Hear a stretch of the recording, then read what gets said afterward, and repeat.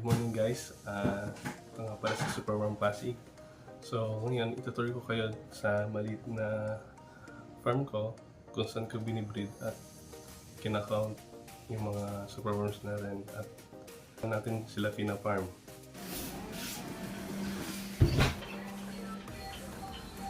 Hi Kia! Ayan, ito po yung dog namin. Ayan. Yun si Hana.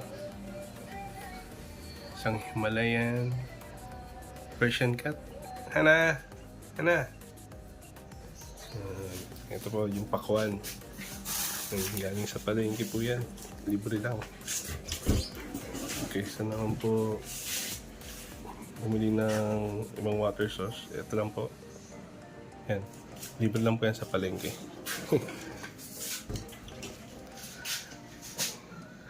Ito po yung farm ko. Yan.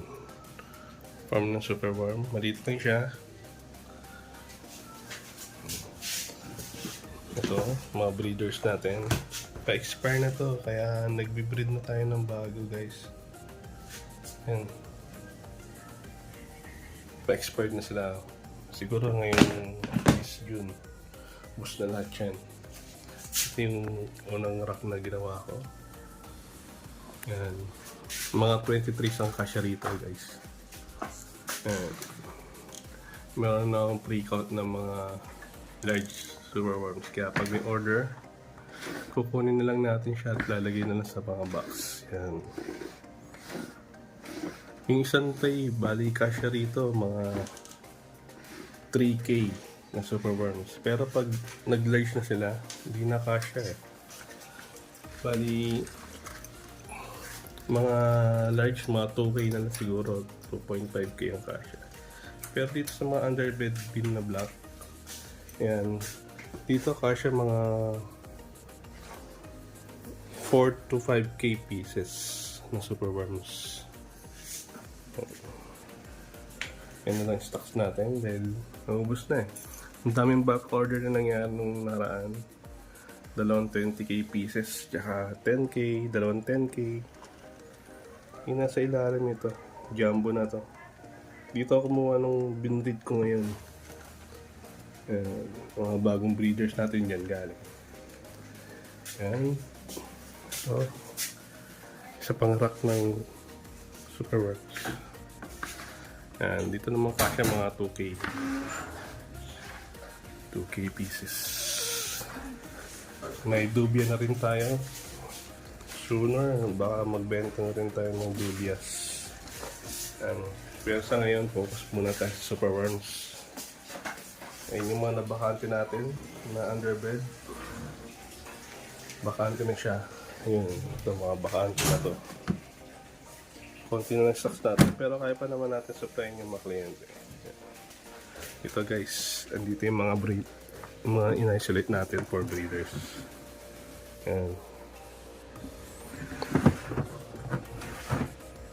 Konti lang kasi yung nilagyan natin, kaya siguro nakapag-produce lang tayo ng mga 800 na cups. Yan. Yun guys. Next time papakita sa inyo paano maglagay doon. Okay, ito yung cup natin.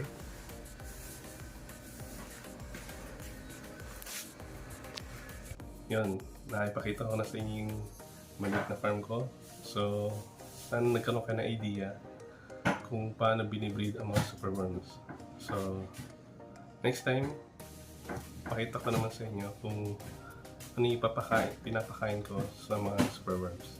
Sa next video natin guys, tuturuan ko kayo paano i-isolate yung mga superworms, kung anong kailangan na size at kung saan natin lalagay yung mga in-isolate natin, anong dapat mga kailangan natin na materyales para mapag-isolate tayo at makagawa tayo ng breeder.